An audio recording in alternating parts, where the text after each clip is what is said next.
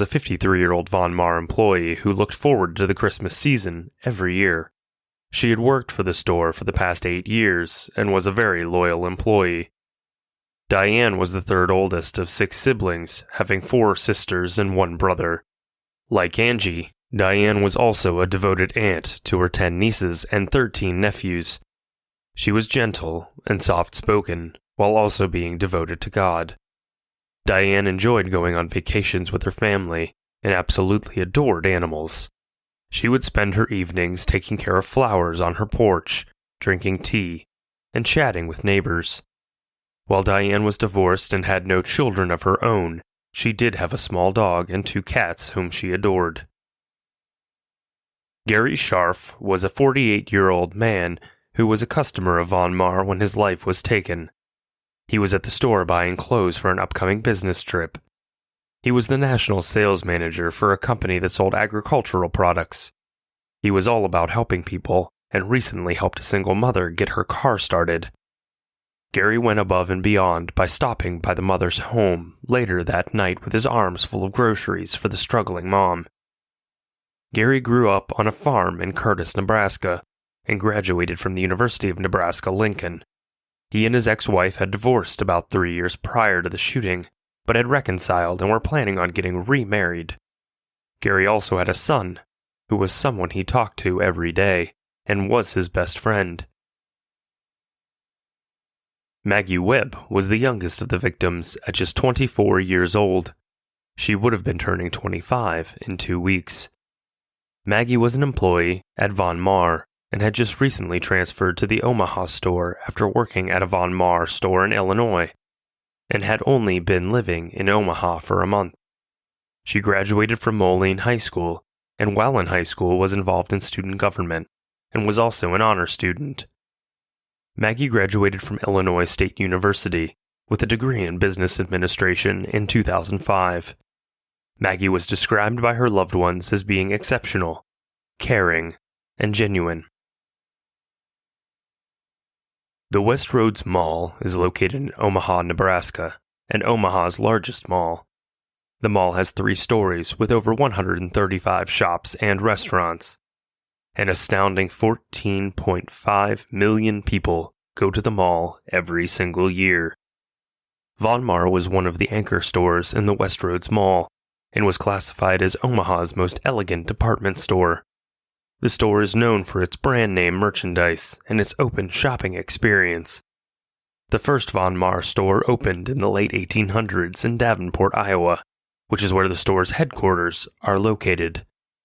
Today, there are 33 Von Maur stores in the United States and are located in 15 states. The Westroads Mall is owned and operated by Brookfield Properties. Active shooter, reports of an active shooter, mass casualty incidents.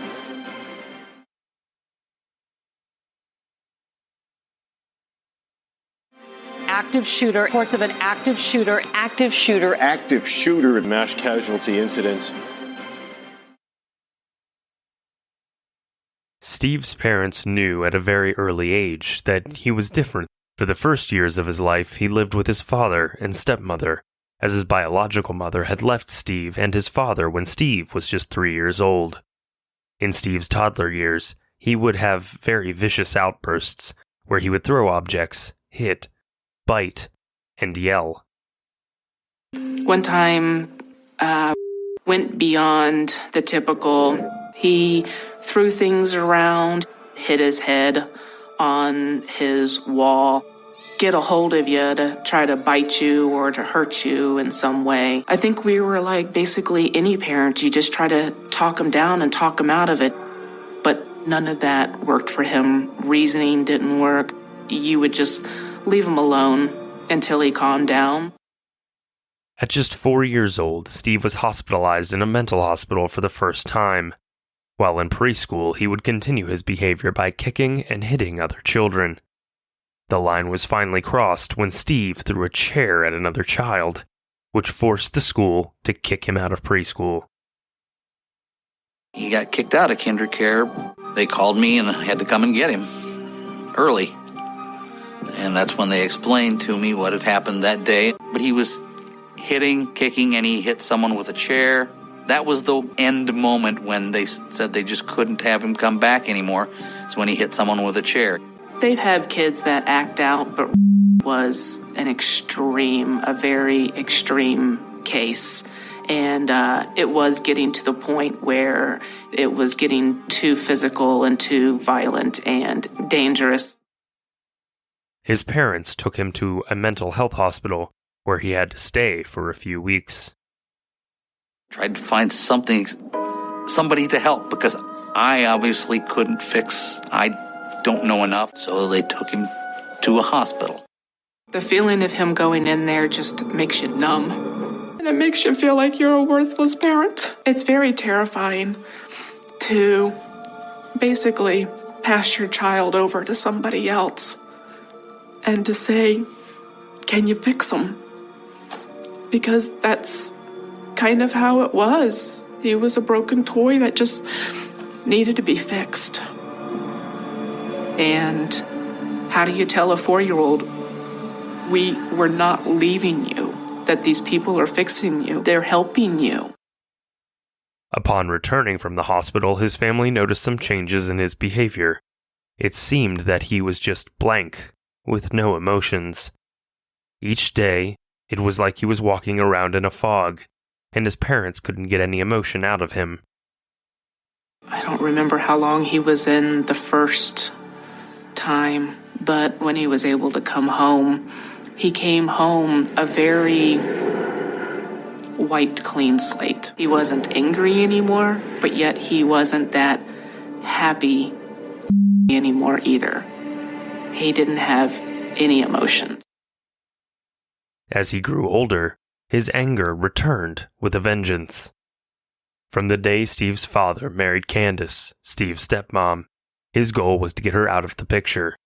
He made it clear that he didn't want anything to do with Candace and didn't want her part of his family. One day in particular sticks out for his stepmom, when Steve decided to put pesticide in her drink. When she questioned him why her drink tasted funny, he admitted what he had put in and thought it was a joke. One day I was out mowing the grass, and I asked for somebody to get me something to drink, and brought me out a pop to drink. I took a swig of it and just thought, ooh, that pop, the case of pop must have gone bad or something. And I'm like, I don't even know what that even is. So I took another drink of it, because it wasn't like it was a flat pop or anything like that. And I took another drink of it, and I was like, I don't know what that is, but I am definitely not going to finish this after I took like 2 or 3 sips trying to just figure out what it was. And later that night, I got really sick. It was just a couple of hours later, and I got really physically sick. And go to find out that he had put chemical in my pop. He put pesticide in it. Once he figured out that I wasn't going to go to the hospital or anything, he told us. He thought it was funny. After I found out that he had poisoned me, it was really hard to keep my emotions in check, because on one hand, it did start making me be afraid of him. The hatred Steve had towards Candace didn't stop there. No, he would do whatever it took to get his stepmom out of his life. Unfortunately, Steve's father didn't help his wife discipline his son, and went with the mantra of, boys will be boys. One day, while Candace was putting away laundry, she saw that Steve had carved something into his dresser.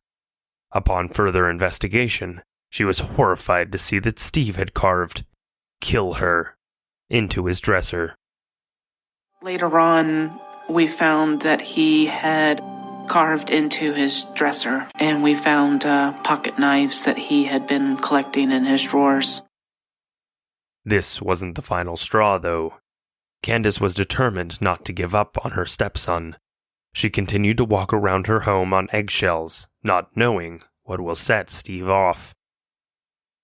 One day, Candace and Steve's father received a phone call from Steve's school and were asked to come to the school as soon as possible for a meeting. Upon arriving at the school, the principal told Candace and her husband that they were concerned about Steve and afraid for Candace's safety, as Steve was making comments at school about threatening to kill Candace by stabbing her to death. He also made a comment that the only way that Candace would leave the home would be in a body bag.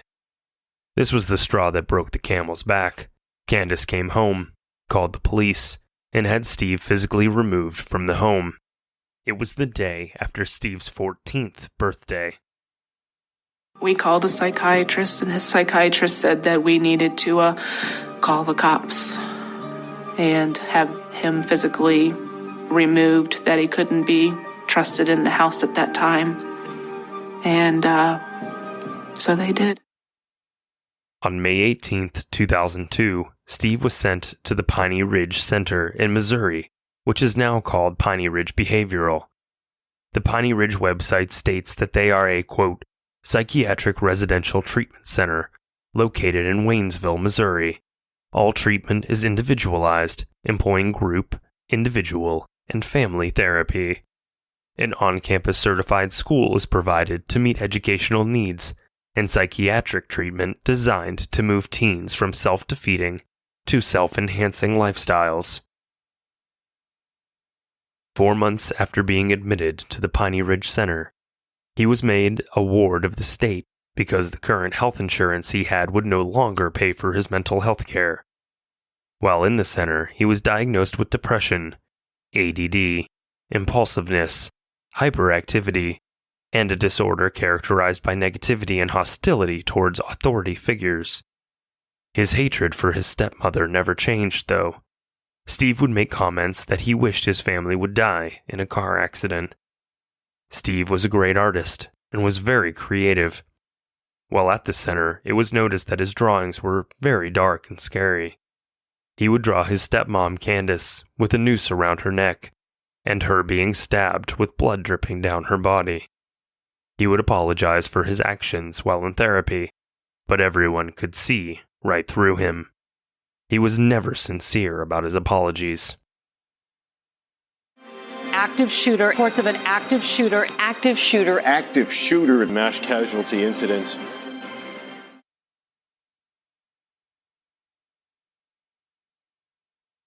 Active shooter. Reports of an active shooter. Active shooter.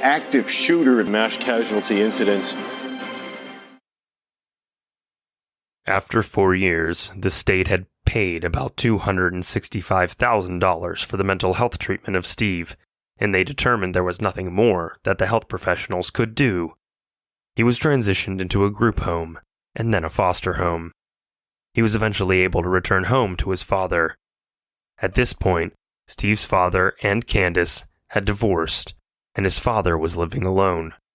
Candace would never speak to Steve again.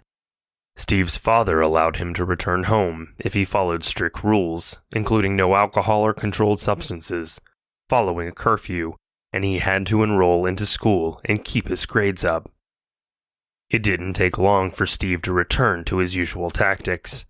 He was expelled from Fort Calhoun High School for trying to sell Valium to students. He then enrolled into a different high school. Teachers and classmates described him as low-key and laid back.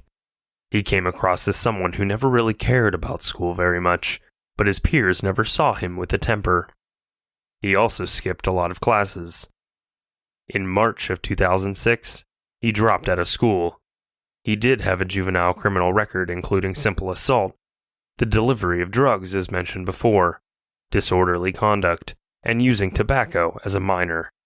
He was ordered to complete community service hours as well as obtain his GED, which according to a friend, Steve did obtain. When Steve turned 18 years old, he moved out of his father's home and in with a friend's family. He seemed to really start to get his life together while living with this family. They were a structured home, but also allowed Steve the freedom he desired. He had his own room at their home and enjoyed skeet shooting and target shooting at the friend's family cabin. The family indicated that Steve always seemed nervous and withdrawn while he was living with them, but was also polite and had nice manners. Steve was able to obtain his driver's license and bought his first vehicle, a Jeep Cherokee. He also secured a job